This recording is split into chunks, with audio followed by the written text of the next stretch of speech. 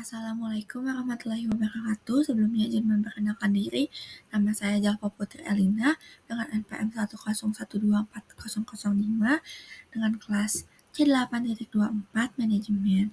Jadi di sini saya akan mempresentasikan mengenai mata kuliah Tata Kelola Perusahaan yang dimana ini merupakan salah satu penuntasan tugas UTS semester 2. Nah, jadi saya mengambil materi pengukuran kinerja berbasis CSR atau Corporate Social Responsibility.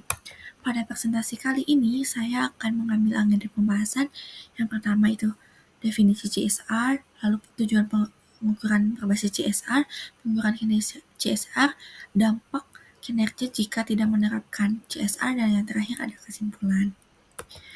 Nah, lalu pada slide yang pertama ini, saya akan menjelaskan mengenai definisi CSR. Jadi, Corporate Social Responsibility ini adalah suatu bentuk pertanggungjawaban yang wajib dilakukan oleh suatu perusahaan pada semua pihak yang ada di dalamnya. Nah, jadi dengan melaksanakannya sebuah program yang mempunyai manfaat ini dapat meningkatkan kepercayaan masyarakat atau meningkatkan reputasi si perusahaannya.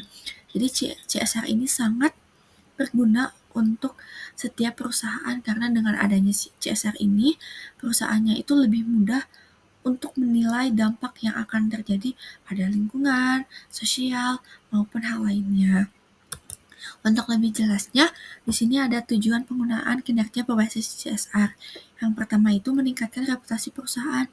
Jadi dengan perusahaan itu menerapkan CSR dan lebih peduli terhadap dampak-dampaknya, nah jadi masyarakatnya itu lebih percaya gitu bahwa perusahaan ini tuh bertanggung jawab dengan baik, sehingga itu dapat meningkatkan reputasi perusahaan.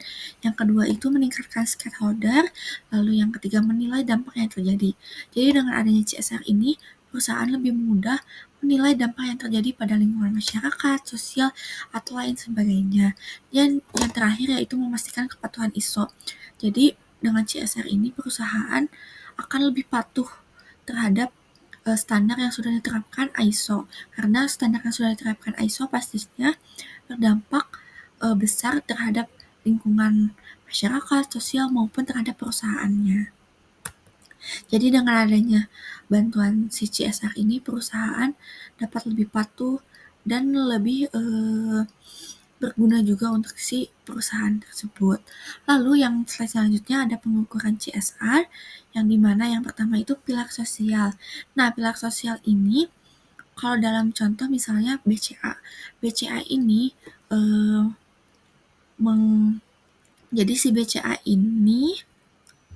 jadi BCA ini mengadakan seminar yang dimana mereka itu memberi arahan atau edukasi kepada masyarakat mengenai tentang akuntansi atau manajemen, yang dimana itu tuh sangat bermanfaat untuk para masyarakat sebagai bekal ketika akan bekerja nantinya di masa depan. Lalu ada pilar lingkungan yang dimana perusahaan tersebut tuh harus bertanggung jawab terhadap lingkungan, seperti contohnya terhadap limbah. Nah, seperti contohnya itu pada perusahaan PT Unilever yang dimana setiap limbahnya itu dibuang ke tempat yang seharusnya yang sesuai dengan standar. Ataupun misalnya pada rumah sakit memiliki limbah yang berbahaya sehingga si rumah sakitnya itu perlu memiliki pengukuran CSR pada pilar lingkungan itu yang sangat berhati-hati. Nah, yang ketiga ada pilar ekonomi, yang dimana perusahaan ini biasanya membantu ekonomi pada UMKM yang ada di sekitar perusahaannya, seperti membantu keuangannya dan lain sebagainya.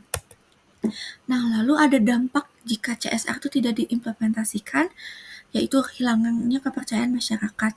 Jadi bisa saja jika tidak diimplementasikan si CSR ini tidak mematuhi si ISO tersebut, sehingga jika tidak mematuhi itu dapat mendapat kerugian terhadap masyarakat ataupun lingkungan yang di sekitarnya.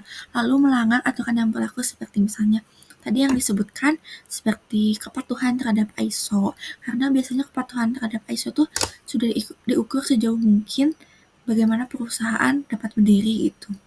Nah, lalu yang terakhir itu ada menghambat kinerja, seperti misalnya jika CSR tidak digunakan pada lingkungan sosial, seperti tidak memberikan cuti terhadap ibu hamil itu dapat membuat kinerja si pekerja itu jadi terhambat.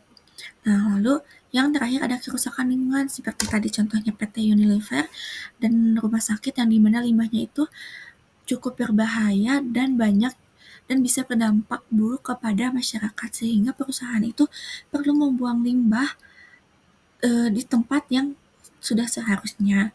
Nah, maka kesimpulan yang dapat diambil, CSR adalah suatu pertanggungjawaban suatu perusahaan terhadap lingkungan, sosial, dan ekonomi, di mana dengan menerapkannya CSR dalam pengukuran kinerja membuat perusahaan pun lebih patuh dan lebih diuntungkan terhadap dampak yang akan terjadi ketika perusahaan tersebut dibangun. Mungkin sekian dari saya, mohon maaf apabila ada kesalahan kata atau tidak lengkapnya materi yang telah saya sampaikan. Mungkin sekian dari saya. Wassalamualaikum warahmatullahi wabarakatuh.